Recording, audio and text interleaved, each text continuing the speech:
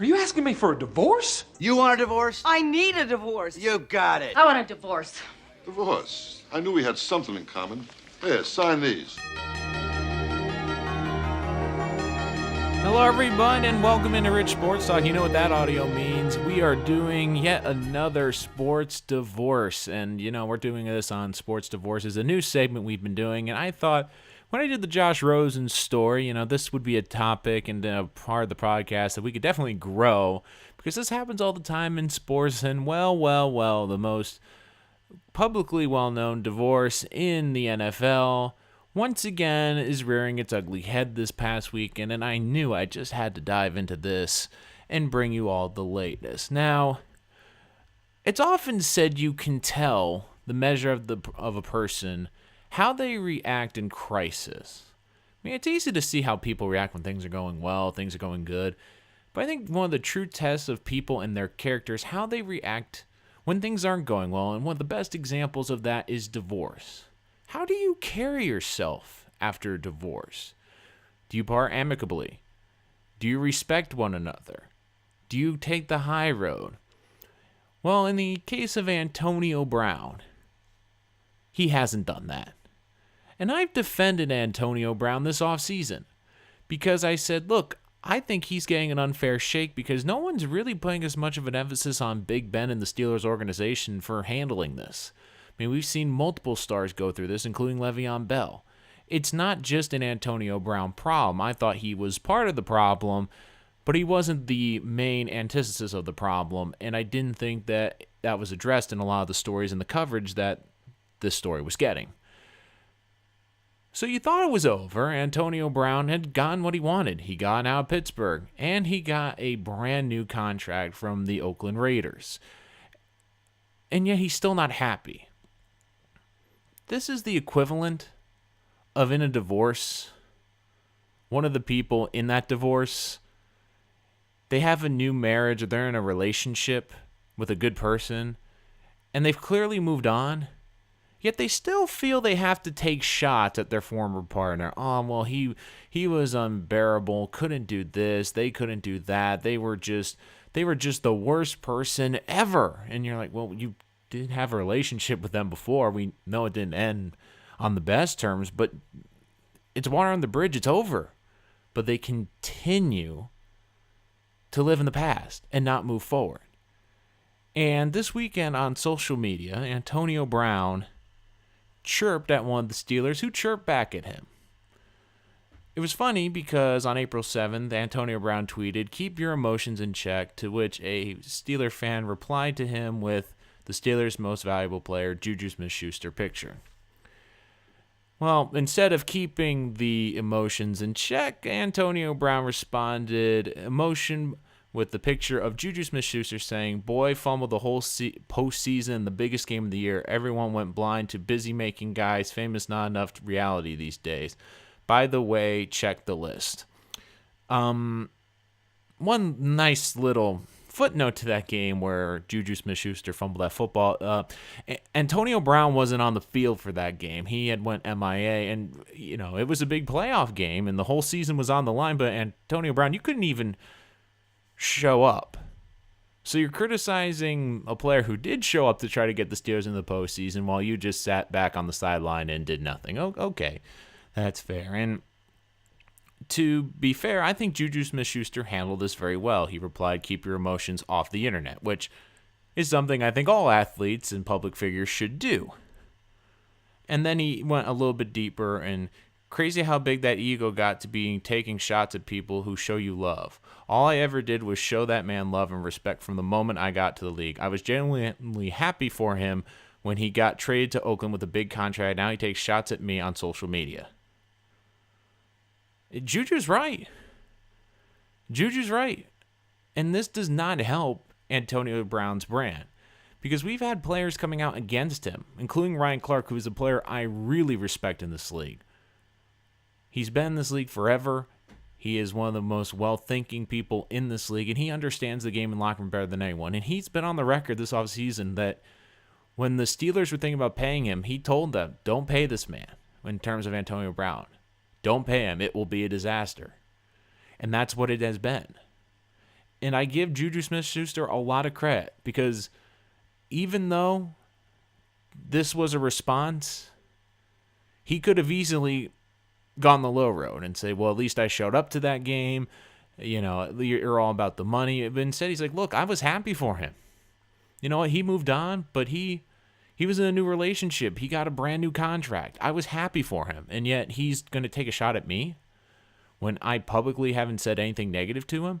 And I think a lot of the Steeler players felt the same way about Antonio Brown. Look, he's gone, but at least he's getting his money and he's in a new place where he feels he can thrive. Yet he still feels he has to take shots. When you're in a divorce, when you break up with someone and you've moved on, you don't have to keep putting down the person. You should never put the person down, but you shouldn't be putting down the person you used to date or were in a relationship with.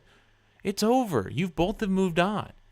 And yet Antonio Brown has gotten everything he wanted. He got a new team. He got a brand new contract. He got guaranteed money, which is what he wanted. And yet he still feels he has to take shots at Pittsburgh. And I think that is very ill-advised because I think a lot of people were in his corner for how the Steelers have handled this situation. But when you keep attacking the Steelers and attacking the Steelers, people are going to, like me, we're not going to defend you anymore because you got everything you wanted, and yet you still feel like you have to rub it in a little bit more. Especially to a good young player who admired you and a player in the locker room that was thrilled to be working with you. And more importantly, and this was lost in all of this, and I'll repeat it again, you're criticizing a guy who was playing in that game to get into the postseason while you were, MIA, and you didn't even show up. You know, you can't be a hypocrite when you don't even show up to the game. It's not like Antonio Brown that game had 9 catches, 175 yards, and 3 TDs. And I know that the culture in Pittsburgh, Ben Roethlisberger has called out players, and I know that was a big issue. But this is a player on another team, a former teammate, a guy that respected you, and a guy who's gotten a lot of respect in this league. Look, JuJu SmithSchuster, he just goes out and plays football. You know, he's a likable guy, rides his bike to the stadium. He is a likable player. He just goes out and plays hard. And to clap at him like that and basically say, look, you're the reason Pittsburgh didn't get into the postseason. Well, Antonio Brown, they probably would have gotten into the postseason if you decided to show up the last week too. So when you get into a divorce, it's hard on both parties. Even if it's amicable, it's uncomfortable. You know, you keep thinking what you could have done better to keep the relationship going. But in this situation, you both have moved on. You just keep moving on. Move in a new direction.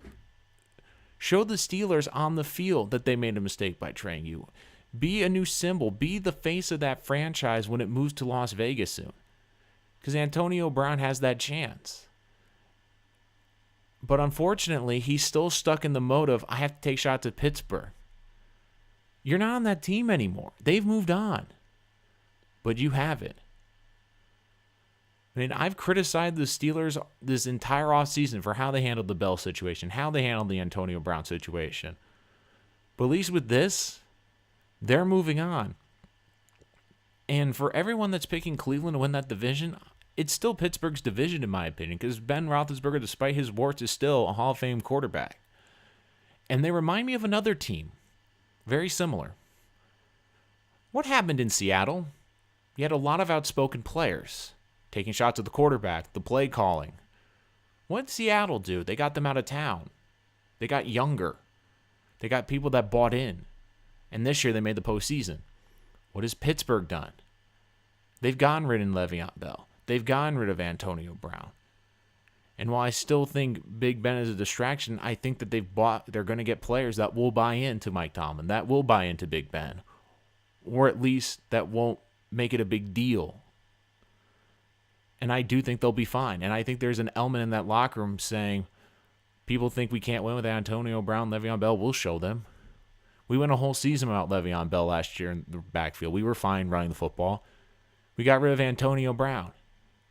We still got JuJu SmithSchuster. And if you're a fantasy owner, or if you are looking for a player to break out, look for JuJu SmithSchuster next year. Because I think that the Steelers, and especially Big Ben, they're going to make a point to give him the ball extra and prove, hey, everyone's talking about how great Antonio Brown is. Well, we got the next one, JuJu SmithSchuster. We don't need you anymore. And I think that's what's hurting Antonio Brown, is because he loves the attention. He loves to be idolized. And in Pittsburgh, it's just been like, okay, we'll trade you for a 3 and a 5. See you later. And I think that drives him crazy. And he's like, oh, yeah? Well, you still have a guy that fumbled away your postseason. Oh, okay. You didn't show up. You were unfaithful to this program, to this team. So we moved on from you. So I had to follow this weekend, and I thought JuJu SmithSchuster handled himself well. And this is another reason why I love him, because he has handled the league very well. He has a great enthusiasm. But this would have been a very easy chance to take the low road. And I thought he handled this well. Usually I say don't respond on social media, but this was a good response. It shows that despite his young age, he's very smart, and he's very thoughtful about what he says. Because you read what he says. He says, look, even though he criticized the ego, he basically was saying, look, I admired you. I don't know why you're taking shots at me, because I supported you getting that contract in Oakland. I was happy that you got that contract in Oakland. It's like, well, I miss you as a teammate. Yeah, but I'm happy things worked out for you, that you got an opportunity, that you got paid.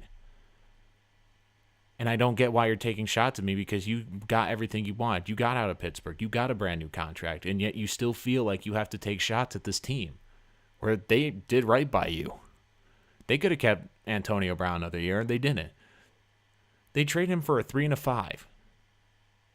The Raiders traded Amari Cooper for a first-round pick. Antonio Brown's a better wide receiver than Amari Cooper. So I just don't get where Antonio Brown's coming from. I mean, keep taking shots at Pittsburgh. They've moved on. They're the mature one in this divorce. It was painful for both of you, but they've moved on. But for you, even though you're in a new relationship, you can't move on. And until you do, it's going to hold you back. That's going to do it for this episode of Rich Sports Talk. Make sure you like and subscribe on SoundCloud, Spotify, TuneIn, Spreaker, and, of course, available or download on iTunes and Apple Podcasts. New Instagram up. Make sure you check out all the latest videos. We have some of the best videos of sports from across the web. We got all of our previews and our podcast links on Instagram at Rich Sports Talk, Rich Sports Talk on Twitter, and richsportstalk@gmail.com. If you'd like to send me a personal question, we'd love to get your responses on the show. But until next time, thank you so much for joining us here today on another edition of Sports Divorces, only here on Rich Sports Talk.